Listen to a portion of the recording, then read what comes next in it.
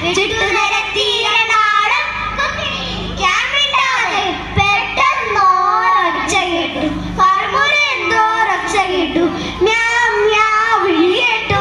അയ്യോ പൂച്ച കളിച്ചല്ലോ.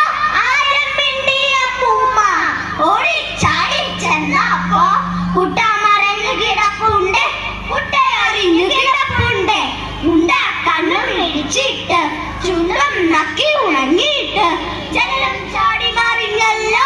കള്ളി പൂച്ച കള്ളി പൂച്ച ഒഴിഞ്ഞ കൊട്ടേ നോക്കിയിട്ട്